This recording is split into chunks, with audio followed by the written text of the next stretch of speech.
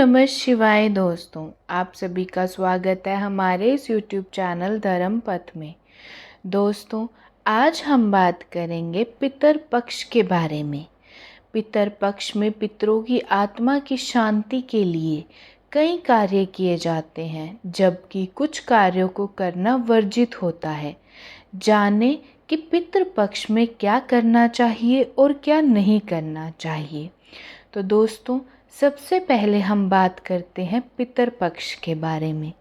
जैसे कि आप सभी जानते ही हैं, पितृ पक्ष, कनागत, श्राद्ध, इन सभी को हम अपने घर पे मनाते हैं।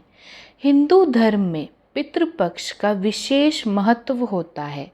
हिंदू पंचांग के अनुसार भाद्रपद माह के शुक्ल पक्ष की पूर्णिमा तिथि से पितृ पक्ष प्रारंभ होते हैं और अश्विन माह के कृष्ण पक्ष की अमावस्या तिथि तक पितृ पक्ष रहता है। पितृ पक्ष को श्राद्ध पक्ष भी कहा जाता है। इस दौरान पितरों की आत्मा की शांति के लिए श्राद्ध व पिंडदान किया जाता है।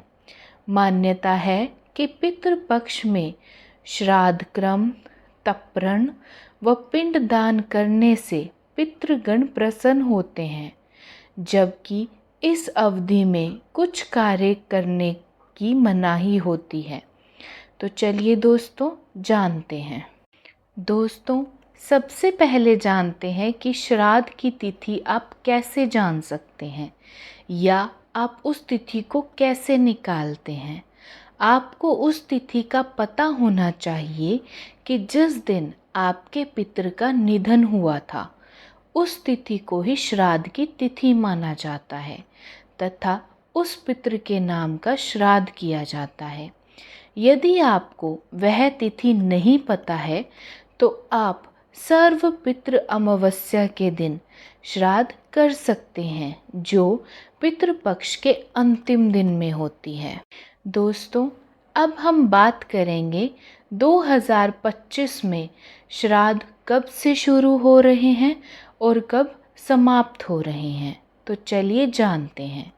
भाद्रपद की पूर्णिमा और अमावस्या से लेकर अश्विन मास की कृष्ण पक्ष की प्रतिपदा को पितृ पक्ष कहा जाता है। वर्ष 2025 में पितृ पक्ष 7 सितंबर 2025, दिन रविवार, तिथि भाद्रपद शुक्ल पूर्णिमा से प्रारंभ होकर 21 सितंबर 2025 रविवार, जिसको सर्व पितृ अमावस्या तिथि अश्विना कृष्ण अमावस्या तक चलेगा। दोस्तों, इस पक्ष को कनागत भी कहा जाता है। पितृ पक्ष का दूसरा नाम है, जो अश्विन मास के शुक्ल पक्ष की 15 दिनों की अवधि होती है। इस समय में लोग अपने मृत पूर्वजों की आत्मा के प्रति सम्मान और प्रेम व्यक्त करने के लिए तर्पण और श्राद्ध जैसा कर्म करते हैं, जिसमें ब्राह्मणों को भोजन कराया जाता है और दान दिया जाता है। यह समय पूर्वजों के प्रति अपने ऋण को चुकाने और उनकी आत्मा की शांति की कामना करने के लिए महत्वपूर्ण माना जाता है और इसे सूर्य के कन्या राशि में आने के कारण कन्यागत से कन्नागत भी कहा जाता है। अब हम जानेंगे कि पितृ पक्ष में क्या करना चाहिए और क्या नहीं करना चाहिए। पितृ पक्ष में ब्राह्मण को भोजन, वस्त्र व अन्न आदि का दान करना अत्यंत शुभ माना जाता है। मान्यता है कि ऐसा करने से पितृ प्रसन्न होते हैं और सुख समृद्धि का आशीर्वाद प्रदान करते हैं। श्राद्ध पक्ष में गायें, कौवे, कुत्ते और चींटियों को भोजन कराना अत्यंत शुभ माना गया है। मान्यता है कि ऐसा करने से पितृ तृप्त होते हैं। पितृ पक्ष में ब्रह्मचर्य का पालन करना चाहिए। यह समय पितृ दोष से मुक्ति पाने के लिए अति उत्तम माना गया है। मान्यता है कि इस दौरान धार्मिक स्थलों जैसे गया जी, उज्जैन आदि में पिंड दान करने से पितृ दोष दूर होता है। पितृपक्ष में तामसिक चीज़ें जैसे प्याज, लहसुन, मांस, मदिरा आदि से दूरी बनाकर रखनी चाहिए। पितृपक्ष में शादी, विवाह या सगाई जैसे मंगलिक कार्यों पर रोक होती है। मान्यता है कि इस अवधि में शुभ कार्य को करने का अच्छा फल नहीं मिलता है और पितृ नाराज होते हैं। इस अवधि में नए वस्त्र या किसी नई चीज़ की खरीदारी करना भी अशुभ माना जाता है। पितृपक्ष के दौरान बाल, नाखून व दाढ़ी कटाने की मनाही होती है। पितृपक्ष के दौरान गृह प्रवेश करना अशुभ माना गया है। मान्यता है कि ऐसा करने से जातक को पितृदोष का सामना करना पड़ सकता है। श्राद्ध के दिन ब्राह्मणों को भोजन कराना चाहिए। अगर ब्राह्मण उपलब्ध ना हो तो आप किसी ज़रूरतमंद व्यक्ति या गाय को भोजन करा सकते हैं। पितृपक्ष के दौरान दान का बहुत महत्व होता है। ऐसे में अन्न, वस्त्र, जूते और अन्य जरूरी वस्तुओं का दान करें। इससे पितरों की आत्मा को शांति मिलती है। पितृपक्ष में घर में शांति बनाए रखनी चाहिए।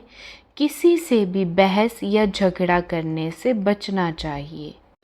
चलिए दोस्तों, अब जान लेते हैं उन तिथियों के बारे में। 7 सितंबर 2025 दिन रविवार, पूर्णिमा श्राद्ध। 8 सितंबर 2025 सोमवार, प्रतिपदा श्राद्ध। 9 सितंबर दिन मंगलवार, द्वितीय श्राद्ध। 10 सितंबर बुधवार, तृतीय श्राद्ध। दोस्तों, इसी दिन 10 सितंबर 2025 को ही चतुर्थी श्राद्ध भी मनाया जाएगा। 11 सितंबर गुरुवार, महाब्रह्मणी एवं पंचमी श्राद्ध। 12 सितंबर शुक्रवार, छठी श्राद्ध। 13 सितंबर शनिवार, सप्तमी श्राद्ध। 14 सितंबर अष्टमी श्राद्ध।